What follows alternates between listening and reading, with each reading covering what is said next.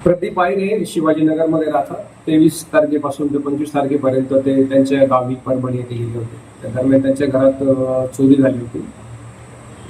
सोन्या चांदीचे त्यांचे आभूषण होते ते सगळे चोरीला गेले होते. त्याबाबत पोलीस ठाणे गंगापूर येथे तक्रार प्राप्त झाली होती. गुन्हा दाखल करण्यात आला होता. युनिट 3चे आमचे डिटेक्शन ऑफिसर आहेत पुणे शोध पथकाचे मोतीलाल पाटील आणि त्यांची टीम, त्यांनी त्याबाबत सगळी माहिती काढली आणि समांतर तपास केला. गंगापूर पोलीस ठाणेकडे गुन्हा दाखल होता. समांतर तपासामध्ये जो 55 पेक्षा अधिक फुटेज तपासले, त्याच्यामध्ये आरोपी निष्पन्न झाले. ते आरोपी निष्पन्न झाल्यानंतर इथे फिर्यादी तक्रारदार सुद्धा नसल्याने मग त्यांच्याकडूनही थोडंसं मिसमॅच होत असल्यामुळे सापळे लावण्यात आले. त्याच्यामध्ये आरोपी निष्पन्न झाले. आरोपी निष्पन्न झाल्यानंतर फिजिकली माहिती मिळाली की ते सराफ बाजार येथे ते जे चोरीचे दागिने ते विकायला जाणार आहेत. तिथूनच एक माहिती मिळाली. त्यानंतर मग टीम तिथे गेली, व्हेरीफाय केले, 2 निष्पन्न ताब्यात घेतले.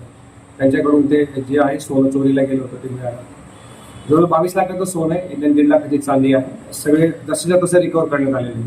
याबाबत माननीय पोलीस आयुक्त सरांनी सूचना दिल्या होत्या की सध्या उन्हाळ्याचे दिवस आहेत आणि या दिवसांमध्ये जे कोणी बाहेर लग्न कार्यानिमित्त किंवा फिरायला किंवा इतरत्र गावी जात असतील तर त्यांनी आपापले दागिने सांभाळून किंवा सुरक्षित ठिकाणी ठेवावे किंवा सोबत घेऊन जावे. त्याबाबत आमची गस्त वगैरे जी वाढवण्यात आलेली आहे, परंतु काही अंशी बऱ्याच लोकांना त्याची अद्यापही गंभीरता नाही आहे.